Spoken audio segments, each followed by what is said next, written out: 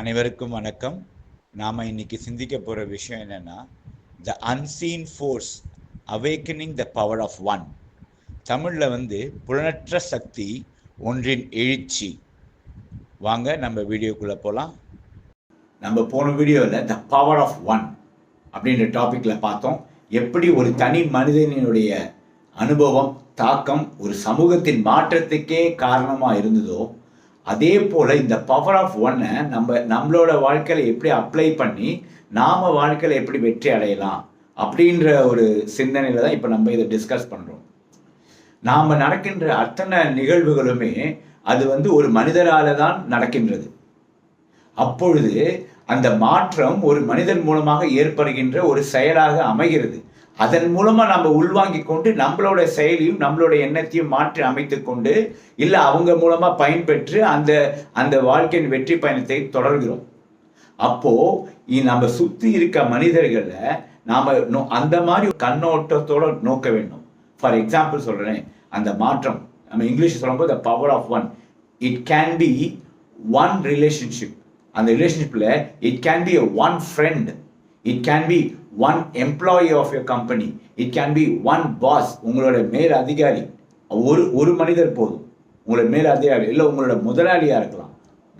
It can be your one single MD. It can be your one phone call. இன்னைக்கு நம்ம அத்தனை நல்ல செய்தியும் கெட்ட செய்தியும் ஃபோனில் தான் நம்மளுக்கு வருது. ஒரு நல்ல செய்தி, அந்த ஒரு நல்ல மாற்றத்தை ஏற்படுத்திக்கிற அந்த செய்தி, அது உங்கள் தொழிலாக இருக்கலாம், இல்லை உங்கள் வேலையாக இருக்கலாம், இல்லை உங்கள் திருமண வாழ்க்கையாக இருக்கலாம், இல்லை ஒரு வரவாக இருக்கலாம். எதுவாக அந்த ஒரு நல்ல ஃபோன் கால், ஒரு ஃபோன் கால். அதே போல் ஒரு ஆர்டர். இன்னைக்கு நாங்கள் தொழிலில் இருக்கிறோம். எங்களுக்கு அந்த ஒரு ஆர்டர்னால எங்கள் பிஸ்னஸே மாறி இருக்கு.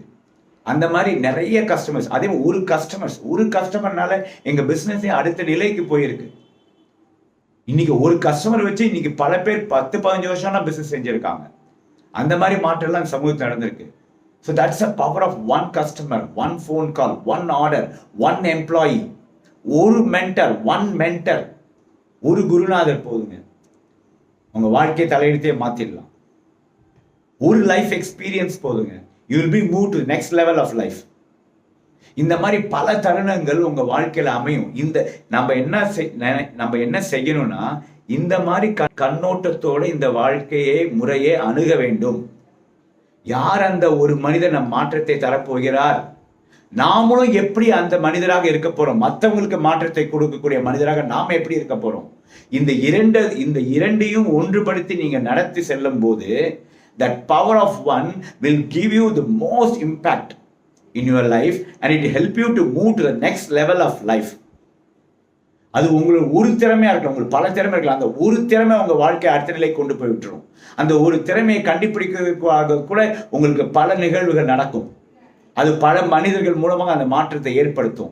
அப்போ எப்போதுமே அந்த பவர் ஆஃப் ஒன், அந்த கண்ணோட்டத்தோட நம்ம வாழ்க்கையை நோக்கும் போது நம்ம வாழ்க்கை சிறப்பாக அமையும். நாமும் மற்றவர்களுக்கு ஒரு சிறப்பான வாழ்க்கை அமைக்கக்கூடிய தன்மையும் ஏற்படும் என்று கூறி விடைபெறுகிறேன். நான் உங்களின் தருண்.